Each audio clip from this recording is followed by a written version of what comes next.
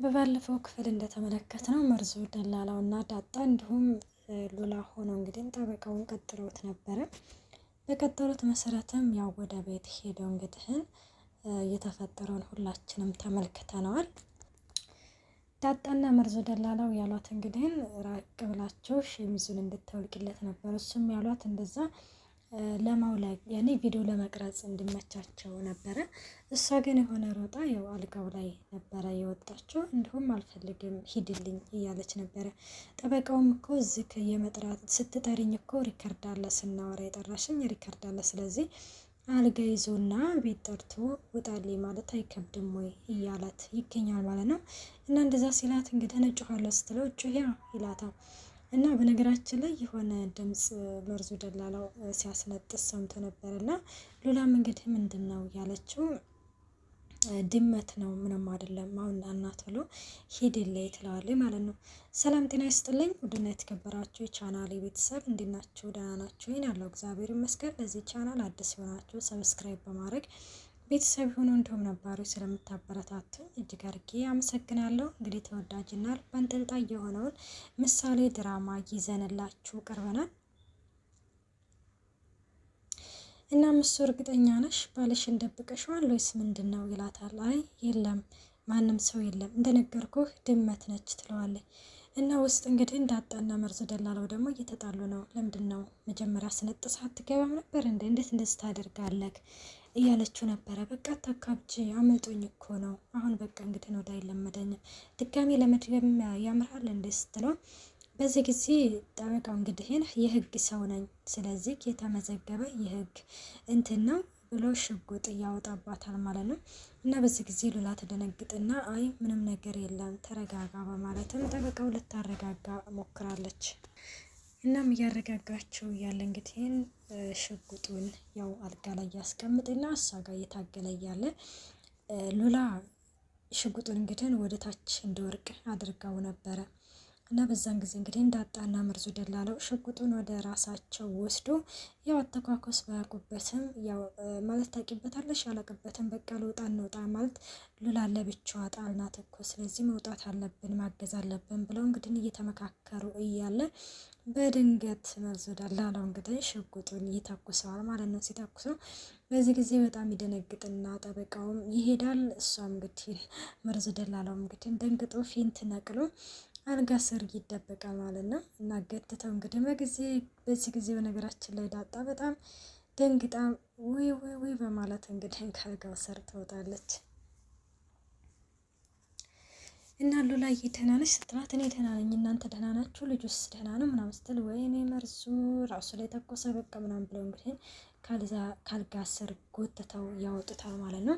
ከወጡት በኋላ እንግዲህ ውሃ ረጭተውበት ምናምን የነቃ እና ሲነቃ እንግዲህ ምንድን ነው የጮኸው ምናምን ይላል። ደግሞ እንደሚያቅሰው ትተኩሳለህ እንዴ እያለችው እንግዲህ ትገኛለች። በነገራችን ላይ ሞገስ እንግዲህ ወደ ብሩክ ጋር መጥቷል። እሷም ያው ቅድስትዬ ነች እየጠራቸው የሆነ ምግብ አለ ምናምን ማለት አብራችሁ እንድትጫወቱ ብላ ነው ይለዋል ብሩክ ማለት ነው። እንዴ ታዲያ እንደዛ አጣድፋ የጠራችኝን እኮ የሆነ ነገር እኮ ሆናችሁ መስሎኝ ነው። አይ ምንም ነገር አልሆንም እንድንጫወት ብላ ነው ወዳውም ይለዋል ማለት ነው። እና እንደዛ ሲለው እንግዲህ እሺ በቃ እንደዛ ከሆነ ብለው ያው የወደፊቱን ያወራሉ። እና አሪፍ ጠበቃ አገኝቻለሁኝ ከእንግዲህ በኋላ አንተም ጥሩ ህይወት መኖር አለብህ ምናምን ይለዋል። ከዛ በፊት ግን እንዴት ነህ ምናምን ሲለው እንግዲህ ደህና ነኝ እድሜ ለእናንተ ይላል ብሩክ ማለት ነው። ምን ወንድምህን አመስግን እንጂ መድብል በጣም ጀግና ነው ደፋር ነው፣ ግን ሁሉ ጊዜ መድፈር የለበትም ሁሉ ጊዜ አይሞላም ይለዋል። አይኔ ምላገግም እንጂ እኮ ከእንግዲህ በኋላ ማንም ሰው አይነካንም ይላል መድብል ማለት ነው። ብሩክ እንደዛ ሲልም እንግዲህ አይ አንተን ብትሆንም ከእንግዲህ በኋላ ሰላማዊ ህይወት ለመኖር ነው ማሰብ ያለብህ። እኔም ከእንግዲህ በኋላ ያሰብከው ከተሳካልኝ ሰላማዊ ህይወት መኖር ነው የምፈልገው ሲል ምንድነው ያሰብከው ምናምን ይባባላሉ። እና አሪፍ ጠበቃ አግኝቻለሁ ሀብትና ንብረቴን አስመልስልሃለሁ ብሎኛል። ስለዚህ ያ ተተሳካልኝ ወደ ውጭ ሀገር ነው የሚሄደው ምናምን ይለዋል ማለት ነው።